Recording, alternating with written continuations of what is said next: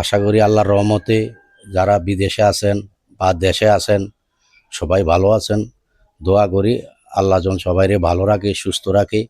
আমাদের জন্য একটু দোয়া করবেন, যেহেতু আমাদেরকে সুস্থ রাখে, আমরা একটু অসুস্থ। প্লাস এই যে এখন যে জায়গাটা দিচ্ছি, এই জায়গাটা আমার নিজের জায়গা। যদি কেউ নেওয়ার ইচ্ছা থাকে বাচ্চাদের লোক যোগাযোগ করবেন।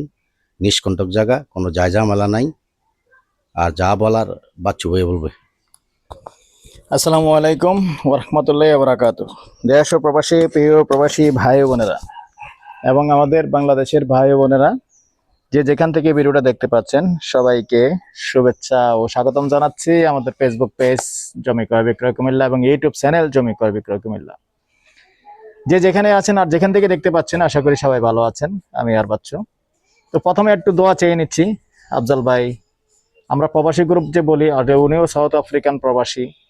তো দৌলতপুর ডিগ্রি কলেজ রোড এবং পশ্চিম পাড়া, দৌলতপুর পশ্চিম পাড়া এই এরিয়াটা নিয়ে আফজাল ভাই এদিকে আছে এবং জমিনের ব্যবসা, জায়গা জমিনের ব্যবসার সাথে জড়িত। সরাসরি ওনার জায়গায় এটা, উনিও, আমি ওনার সাথে আছি, উনিও আমার সাথে আছে। আসলে যখন থেকে আমি যখন এই চ্যানেলগুলি প্রথমে ওঠাই, তো উনি আমাকে সাউথ আফ্রিকা থেকে সহযোগিতা করছে বাস্তব। এই যাও, তুমি ভিতরে যাও, এটা ওঠাইয়েন না, বাচ্চা ওঠাইয়েন না, আপনি ভিতরে যাবো, অফ করেন একটু, খালি গায়ে দেখলে ইউটিউবে রিসিভ করে না।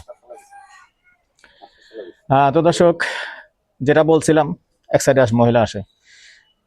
তো উনি আমাকে প্রথম থেকেই সহযোগিতা করছেন, সাউথ আফ্রিকা থেকে পর্যন্ত সহযোগিতা করছেন।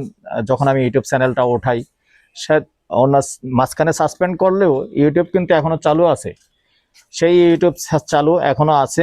আসলে যখন আমার পরিচিতি ছিল না, উনি সাউথ আফ্রিকা থেকে নির্দেশ দিয়ে আমাকে ভিডিও করাইছেন। তো দোয়া করেন সবাই আমাদের এই সম্পর্কটাও যেন থাকে। টাকা পয়সা বড় কথা নয়, ইনশাআল্লাহ আমাদের সম্পর্ক আছে, আলহামদুলিল্লাহ থাকবে।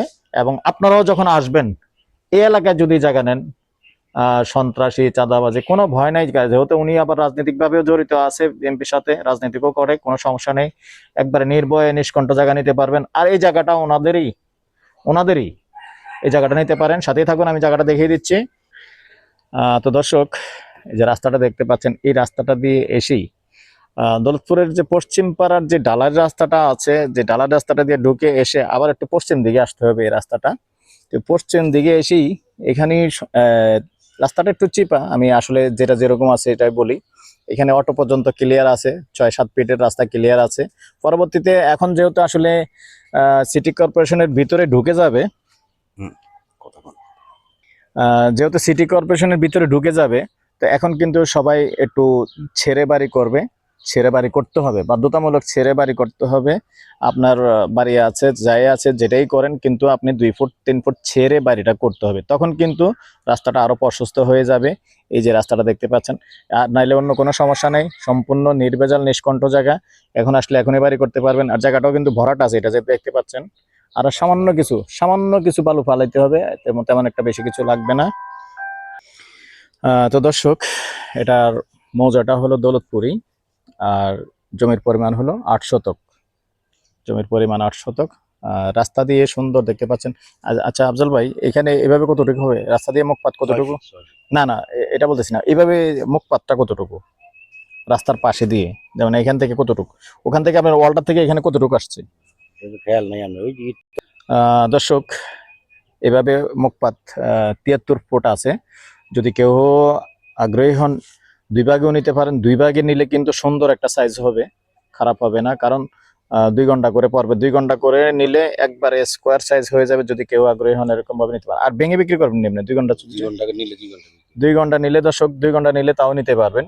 আগ্রহী হলে যোগাযোগ করবেন। নাম্বারটা দিয়ে দিচ্ছি 01308732348। এই নাম্বারে ইমো আছে, হোয়াটসঅ্যাপ আছে, আগ্রহী হলে যোগাযোগ করবেন। হ্যালো।